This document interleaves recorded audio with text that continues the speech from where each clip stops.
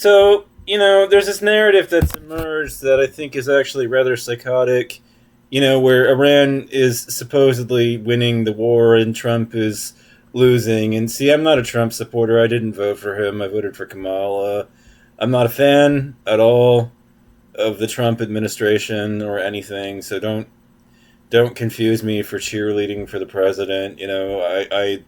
I want him gone, as soon as possible. But the Western media, like the Washington Post, is insisting that we're losing these wars and everything, and yet they're trying to pull the wool over our eyes in a big way.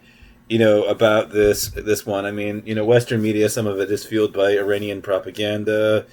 Some of it just malintent by Western media. Like who are really trying to make reality look different than what it really is. To be clear, as Colonel Navarro said, Iran is losing everywhere but in the Western media. Exactly. This is the true on the ground, in the air, at sea, underground, in space. And also, the thing is that as time marches forward, emerging technologies like Androl and directed energy weapons are going to be, increasingly deployed readily on the battlefield to counter, Iranian's drone strategy and everything. And then, the cost of shooting down an Iranian drone plummets from, millions of dollars or whatever down to, the price of a cup of coffee, which means it's now cheaper to destroy an Iranian drone than it is to, to actually build one, completely reversing the economics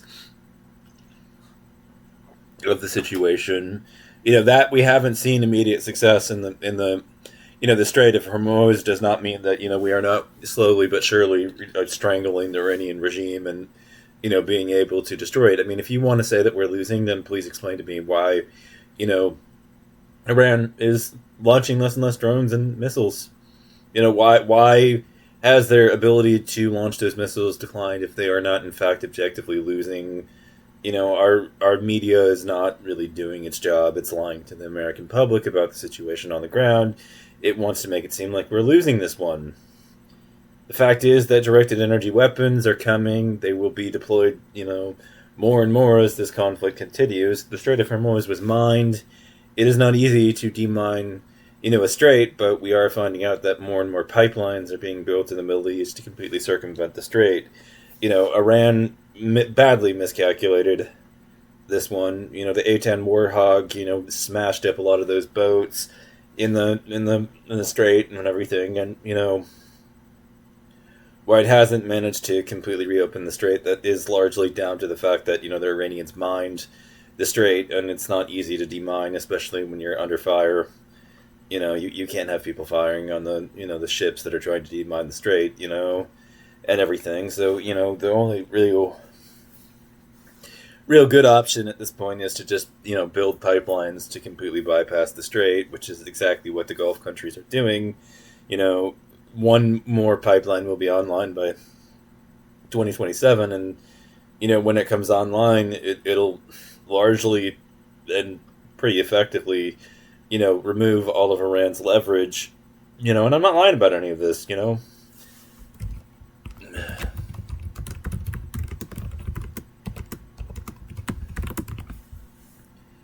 you know as of late March 2026, we have reporting on this that have been coming in from CNN. God damn it, we need sources of this that are more objective. So hold on. Despite, as described by the New York Times, let me see, significantly weakened capacity reports from the overall threat from Iran's proxies that remain as significant, the pace. But this comes in, yes, so a pretty fairly objective media source shows that the pace of Iran's retaliatory strikes appears to be slowing. U.S. officials say that the country's weapons have been diminished, slowing attacks as the Gulf nations and Israel. Iran may be holding some weapons in reserve in case the conflict is prolonged. Nearly 2 weeks of Israeli strikes have battered Iran's arsenal. Now the pace of Tehran's retaliatory attacks appears to be slowing. Defense Secretary Peter Hegseth said on Tuesday that Iran had fired the lowest number of missiles in a 24-hour period since the war began. Our strikes mean that we've made significant progress in reducing the number of missile and drone attacks out of Iran. Across the Gulf countries alone, Iran has launched more than 2,100 drones, 500 ballistic missiles, and 200 cruise missiles since the war began. On February 27th, according to New York Times tallies of reports from the defense ministries and regional officials, more strikes have hit Israel, but the government is not sharing data about the quantity of weapons coming in. But there are mounting signs that Iran has had to curb its attacks, according to experts, either because of depleted stockpiles or to conserve weaponry in case the war is prolonged. Here's what we know about Iran's weapon capabilities. Signs grow that Iran's weapons are degraded. In the first 2 days of the war, Iran launched about 100 attacks on Israel, according to the data compiled by the Independent Institute for National Security in Tel Aviv. That number has since fallen to a handful each day, as the data shows. And now we're arguing with data. The slowdown is reflected from some Gulf countries, which Iran has targeted for their alliances with the United States, and in some cases for hosting American bases. Ballistic missile attacks continue to trend downward 90% from where they started, Heges said in his remark on Tuesday, and one-way drones have decreased 83% since the beginning of the operation, a testament to our air defenders and air defense systems. The United Arab Emirates Defense Ministry said Tuesday that Iran had launched 1,475 drones, 262 ballistic missiles, and 8 cruise missiles at the country since the war began. From Monday to Tuesday, Iran had unleashed 35 drone attacks compared to earlier in the conflict, with more than 100 drone strikes were directed at the Emirates. Iran fired about 165 ballistic missiles at the Emirates in the first 2 days of the war, according to the ministry. In recent days, that number fell to about 6 to 12 daily. Iran launched cruise missiles at the country in the first 2 days of the war, but none since, said the ministry. In Bahrain, the ministry's daily reports show that the missiles attacks fell at the start of fighting from 45 on the first day to about half a dozen a day now. In Gulf countries, the picture is mixed, or data is harder to come by. Iran may be trying to preserve weapons. The slowdown may reflect Iran's effort to conserve missiles for what it could be a prolonged war, said Danny Sertovich, a senior at the Fellow of Institute for National Security Studies. Iran may be shifting its firepower to closer countries so that they will step up pressure on Trump to halt the war.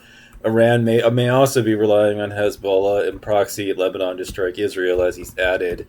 They are prepared, it mentions that they are likely hunkering down for what could be a long war.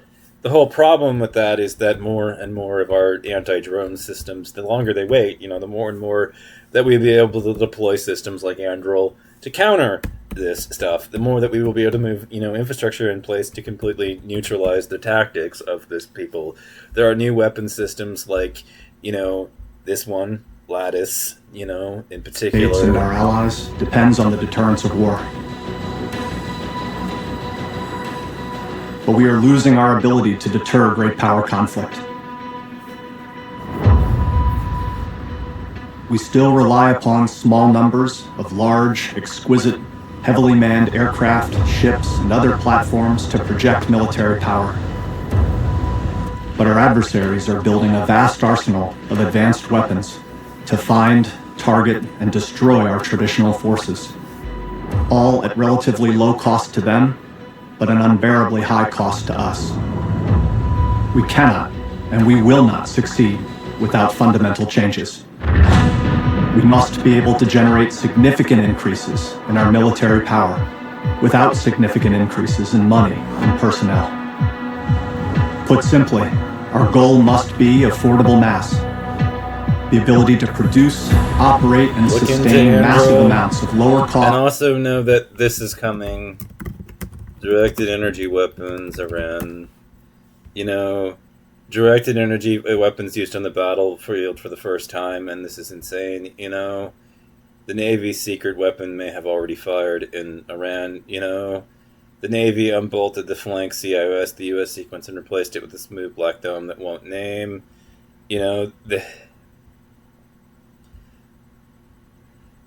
Extremely fast missile strikes are indeed hypersonic missiles. But what's really obvious is that this is a style of war that is getting so quick and so explosive and so dangerous that videos like this are, going to be the norm. You're going to see effectively no missile arrive at all at its destination, and suddenly everything is gone, right? And hypersonic, obviously, by definition, is something that is traveling beyond the speed of sound. And how are you going to defend against that? It's the thing that scares the hell out of every military planner is that, if you can't hear or see the projectile, how are you going to stop it exactly? Right? John Kirikow, if Iran sinks an aircraft carrier, it would trigger World War III. There's no defense against hypersonic missiles. Iran we're not sure that we can defend against an Iranian supersonic missile. We've all studied the Gulf of Tonkin. We've all studied 9/11. We've all studied Pearl Harbor. If the Iranians actually do sink an aircraft carrier, you're right. It's World War III. And how you sink an aircraft carrier is you would send a hypersonic missile.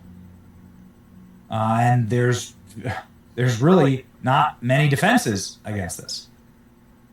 So here we go. So Iran is using up old stocks of missiles to deplete military defense systems in Israel, and then they'll be showcasing their hypersonic missiles that travel at a speed of 12,000 miles per hour. Expect one of these to be screaming towards Tel Aviv soon. There's no stopping them. Iranian hypersonic missile targeting Tel Aviv. There is a way to stop them. Again, with a direct lot of energy unconfirmed weapons. reports, a lot of fake reports out there. But nonetheless, legitimate, serious concern. Maybe this is why just literally 1 month ago, the Department of War said we have laser weapons. Yes, we have directed energy weapons, and yes, we are scaling them. So how do you hit a projectile that's traveling that fast? Well, you hit it with a laser that's traveling even faster. Directed energy dominance, said our own Department of War. Then they responded, is it able to direct energy at my bald head? I would like to grow hair. Maybe. I mean, you could definitely have that use. Now, has this laser weapon been used by Israel? Because the laser weapons exist, and we sell weapons to Israel. In fact, we've sold literal laser weapons to Israel. Iron Beam is what it's called. A 10,000 kilowatt system is designed to defeat a variety of threats such as rockets, artilleries, mortars, and drones. And you know what? To shoot them out. It costs the price of a cup of coffee to launch a laser. And to, of course, engage in the predictive programming of The Simpsons. That obviously showed that a laser weapon took out all of Springfield, burned everything to ashes, except for, of course, the giant blue structure in the middle of this town. A friendly reminder that this went viral during Lahaina. This was, of course, when everything burned throughout Texas and throughout Hawaii that had a roof that wasn't blue. And then Joe Biden goes out, classic Joe Biden, and says, hey, if you have the right roof, our lasers won't burn your house. You'll see in the midst of 20 homes that are just totally destroyed, one home sitting there because they have the right roof on it. Great job, Joe. Anyway, the point is that people speculated that there were lasers being fired from the sky and that those lasers could burn down entire communities, and that those lasers are so powerful that you could make pretty much any nation defenseless. Then Trump gets into office, and his chief of science and technology says our technologies permit us to manipulate time and space. Got it. That's what Alex Krastios said, as a matter of fact. Trump said that we have weapons that nobody even understands. Let me tell you, it's far more powerful than people understand. We have weaponry that nobody has any idea what it is. We have weaponry that nobody has any idea what it is. Maybe it's lasers, obviously. The Maduro guards were put down by the discombobulator. This is a sonic weapon. President Trump, just a couple of weeks ago. We have weapons of warfare that I can't even talk about. Weapons of warfare that nobody knows about. Those defense systems were made by Russia and China. So they're going back to the drawing board, I guess. Trump just straight up bragging that our weapons are superior to Russia and China's weapons. Donald Trump confirms the existence of sonic weapons. What about our laser weapons? Nobody else has it, says Trump. Okay. Well, now, in a historic moment, it seems like Israel is using on the battlefield for the first time the Iron Beam to intercept rockets. This would be the first battlefield use of a laser weapon. You can see it here in this video. Again, it's just one of those grainy videos shot from the ground. You can see what is a pretty bright burst of light that is sent up and is intercepting some type of ballistic in the air. The first time ever Israel has used the Iron Beam. Ambassador Mike Huckabee saying Hezbollah gives IDF an opportunity to successfully test their new Iron Beam technology. Been in a shelter twice in the last hour, grateful to Israeli innovation this morning. Israel's Iron Beam laser, what it can do, use against missiles. Okay, so this is real, no longer a conspiracy theory. Monday morning, a number of social media accounts circulated they believe the example of lasers intercepting Hezbollah rockets. The video showed rockets being launched from Lebanon. Rocket appeared to explode soon after takeoff. The video did not show lasers intercepting rockets, but massive interest in new technology is clear. Israel pioneered the deployment of ground-based laser defense systems, the development of laser military uses, taking place for decades. Israel and the U.S. and countries are working on the technology. However, recent advances in the technology has enabled lasers to finally become more practical military use. And that's exactly what's coming. You know, it costs the price of a cup of coffee to shoot down a Shahed 136 now. You know, and plus, you know, because it moves at the speed of light, it can shoot down hundreds of them within a couple of seconds. You know, it's not going to have problems with that. And now it's far more economical to just completely level the Shahed 136. You know, you send a swarm in and we'll have it down in a matter of seconds, and it won't cost us much of anything to fire. You know, this is coming. I mean, like, as long as this drags on, and you know, the thing is that Trump's not going to be out of office no matter what happens in the midterm. So, you know, and he really doesn't give a fuck, you know, because he's a traditional Republican in that regard, and so he doesn't give a fuck how unpopular his ideas are, or, you know, whether the country hates him or opposes him. You know, Trump's going to do what he does, whether or not, you know, people support his ideas or not, you know, whether or not a massive number of people start to rally against him. And, you know, I hate the motherfucker. I'm not sitting here, you know, trying to pretend that I'm a fan of the Trump administration. I'm not, you know, but I see a media, you know, a traditional media that's lying to us. It's telling us that we're losing, you know, this conflict, and that Trump is, you know, effectively losing the Iranian conflict. You know, and I get why they could come to that perspective, which is just, you know, hey, you know, the strait isn't cleared.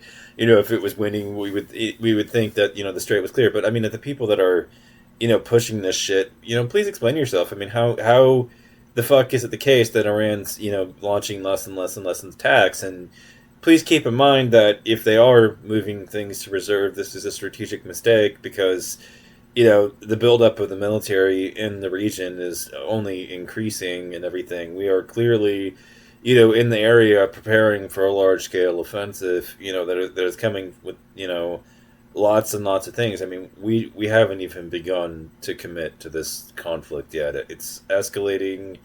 It's getting more so, and Trump has set a deadline for them to reach a deal. Somehow I'm skeptical that they will reach a deal. And, you know, I think that as this one goes on, we're going to deploy more and more types of weapon systems to counter the Iranian strategy and everything. We have the most powerful military the world has ever known. The fact that these fucking, how should we put it? These people who engage in guerrilla warfare have really, suffice to say that they have been effective for a long time, but the fact that they have been so effective has led to quite a bit of innovation to counter, you know, guerrilla tactics. And, you know, the future for the United States is one that is quite bright, you know, in these military conflicts that is coming. And, you know, despite the fact that even the Washington Post wants to lie to me and tell me that, you know, Trump is losing this one, if it were losing, I don't think that the Iranians would be launching less and less missiles. You're going to have to explain that one.